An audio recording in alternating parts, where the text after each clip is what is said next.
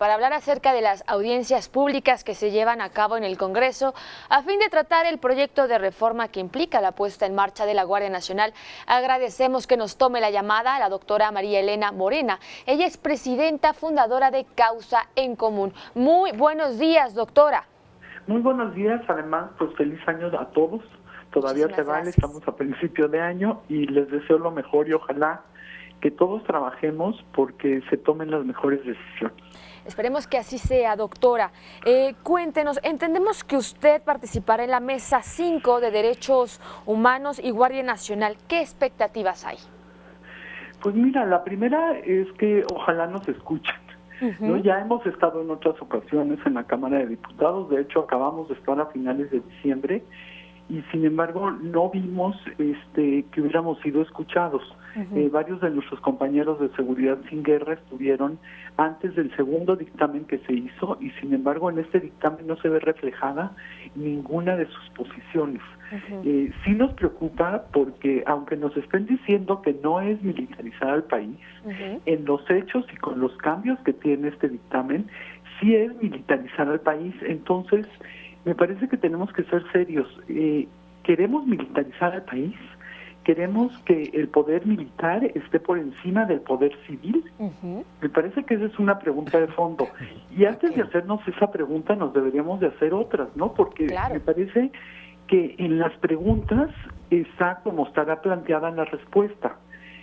Y si nos hacemos la pregunta de ¿qué política pública necesita México? Bueno, primero, ¿qué política criminal necesita México para realmente lograr un país con seguridad y en paz?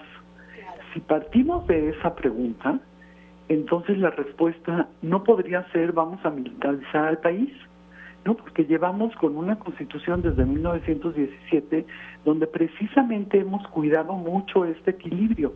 Entonces, este cambio constitucional a 13 artículos de la Constitución sí cambia el equilibrio político entre civiles y militares.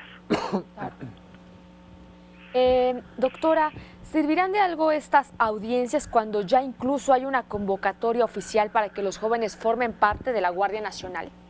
Mira, esta pregunta es muy importante porque es como si tú fueras a construir un edificio. Y entonces decides ir a comprar la varilla, los ladrillos y empezar a construir el edificio. Después haces los planos del edificio y después pides los permisos. Claro, ¿no? Entonces esto que tú dices es muy importante, o sea, ya hay una convocatoria para que los jóvenes se inscriban a una guardia que no existe en la ley. Así es. ¿No? Entonces, parece que estamos en un México al revés. Yo entiendo y me parece que todos comprendemos la urgencia que tiene el presidente López Obrador de dar resultados. Sin embargo, sí creo que para este cambio constitucional tan importante nos deberíamos de sentar a hablar en principio de cuál es la política criminal que va a seguir este sexenio. Y después de eso entonces decidir cómo lo hacemos. Porque además pareciera que quienes informan al presidente lo están informando de manera sesgada, eso es decirlo menos, porque por otro lado lo están informando con mentiras. El presidente ha salido a decir en varias ocasiones que solamente cuenta con el 50% de los policías federales porque el otro 50% son administrativos. Esto es una mentira. Al presidente lo informaron con mentiras. Solamente el 17% de policía federal es administrativo, no el 50%. ¿No? Ese es el primer punto. El segundo punto es, el presidente dijo, es que todos los policías son corruptos salvo sus honrosas excepciones. ¿No? Esto tampoco no es cierto. Y si quien le está dando esa información al presidente tiene otra información que nosotros no conozcamos, entonces, bueno, que den a conocer estas evidencias. Que den a conocer la evidencia donde nos muestre que donde han estado los militares y los marinos ha bajado la incidencia de homicidios y desapariciones.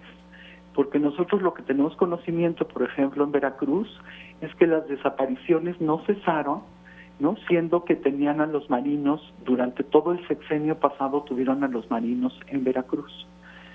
¿No? Entonces sí me parece que es importante sentarnos a platicar de evidencias y poner argumentos en la mesa y no simplemente decirnos de parte de los diputados de Morena que nos están diciendo, es que no es militarización, ¿no? Nos dicen, realmente lo que estamos haciendo es desmilitarizar. Bueno, eso no es lo que dice el cambio constitucional. Claro. Doctora, me preocupa un poco esto que usted nos comentaba, que pese a que se han acercado, muchas veces no los escuchan. ¿Qué tanto podrán influir los colectivos y organismos internacionales para poder lograr estas modificaciones al proyecto constitucional? Pues mira, no hay ninguna certeza sobre eso. Nosotros realmente vamos a poner nuestra opinión en la mesa y esperamos que esta vez sí quede puesto en el dictamen. Hay un grupo ya de Seguridad Sin Guerra que está haciendo una relatoría de todas las intervenciones que se han dado hasta este momento y lo seguirán haciendo a lo largo de la semana para que el lunes ya tengamos pues una lámina completa de cuáles han sido las objeciones que se han hecho a este dictamen. Doctora, muy buenos días. La saluda Alejandro Alfaro. Alejandro, buenos días. Doctora, ¿cuál sería la ruta en caso de que no sean tomadas en cuenta estas opiniones? Ayer veíamos que también la Conferencia Nacional de Gobernadores hace también entrega de un documento con algunas observaciones al dictamen. Ustedes también tienen previsto lo mismo, por lo que entiendo. ¿Cuál sería la ruta en caso de que no sean tomadas en cuenta? Pues mira, en caso de que se aprobara estas reformas constitucionales, la ruta será complicada, pero seguramente encontraremos vías jurídicas, porque, fíjate, es curioso, luchamos mucho porque la Ley de Seguridad Interior fuera declarada inconstitucional. Entonces la declaran inconstitucional a finales del año pasado y ahora lo que pretenden hacer es, bueno, como es inconstitucional, vamos a ponerlo dentro de la Constitución. Lo que definitivamente complica la vía jurídica, porque si ya está dentro de la Constitución, pues no es inconstitucional, ¿verdad? Pero seguramente encontraremos otras rutas para llegar a la Suprema Corte y de ahí irnos a organismos internacionales. Doctora, ¿qué nos dice la experiencia internacional sobre ese tipo de estrategias de seguridad? Pues mira, lo que ya afirmó la Corte Interamericana de Derechos Humanos es que es muy riesgoso poner a los militares frente a los temas de seguridad pública, llámenles como quieras llamarles, seguridad pública o seguridad interior, porque esto hace que vulneren los derechos humanos. Si ponemos el ejemplo de un buen militar y un buen policía, el militar lo que tiene enfrente es un enemigo. El policía lo que tiene enfrente es un conciudadano que está cometiendo un delito y al cual va a detener, no es un enemigo. Y un presunto, ¿no? Y aparte sería un presunto. Sí. Además un presunto, ¿no? Con los cambios constitucionales que se pretenden hacer, además, tendríamos a los militares actuando como primer respondiente, tendríamos a los militares deteniendo no solo en flagrancia, y las investigaciones que han hecho las intervenciones que han hecho los militares, solo en el 3% es por investigación. Todas las demás son en flagrancia. Lo que hemos visto con los militares es que hacen rondines y definitivamente por donde van pasando ellos no se cometen los delitos, ¿verdad? Pero los cometen en la calle de al lado.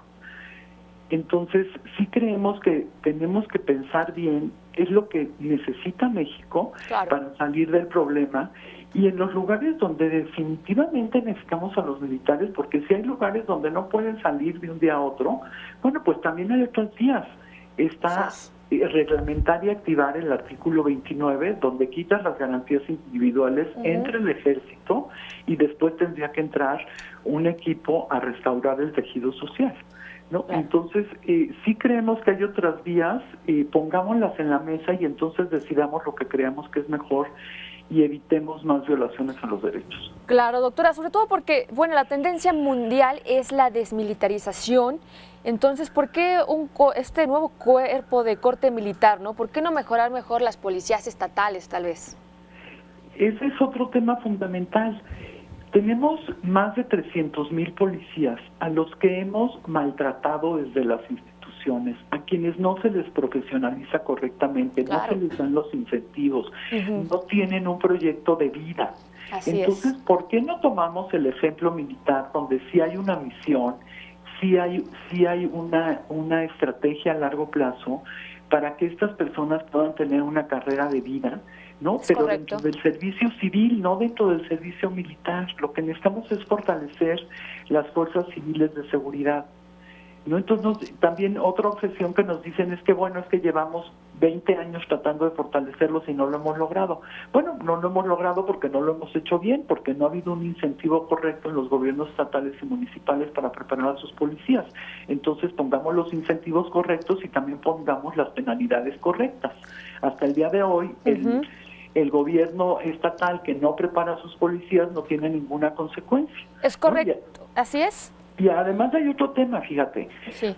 Cuando entran los militares o los marinos en un estado o en un municipio, tiene que pagarles por su estancia, su comida, hacerles cuarteles, Ajá. darles un sueldo extra. Bueno, este dinero que hemos metido hacia las fuerzas militares, además del gran presupuesto que ellos tienen, Ajá. bueno, pues esto lo deberíamos de estar metiendo a las fuerzas civiles. Entonces sí creo que hay como muchas vías antes de pensar en que el país debe estar militarizado. Así es, y más cuando el 80% de los países que integran la ONU han apostado por policías civiles y no por policía militar. Así es, todas las experiencias internacionales van en sentido contrario, ¿no? La Guardia, por ejemplo, Nacional de Francia está dentro del Ministerio del Interior. Claro. ¿No? El 50% de las guardias o gendarmerías a nivel internacional van en el sentido de tener mandos civiles, no de tener mandos militares. Y no solamente el mando, ¿no? Así sino que también la dependencia debe de poner las estructuras jerárquicas, la disciplina, el régimen de servicios, ascensos, prestaciones, profesionalización, etcétera, pero dentro de las autoridades civiles, no dentro de las autoridades militares. Y este cambio que quieren hacer al 21 constitucional, pues precisamente va en sentido contrario. Claro. Doctora María Elena Morera, presidenta fundadora de Causa en Común, muchas gracias por conversar con nosotros esta mañana aquí en el canal del Congreso de la Ciudad de México y si nos lo permite, más adelante le vamos a estar buscando. Claro que sí, con mucho gusto. Un abrazo a todos.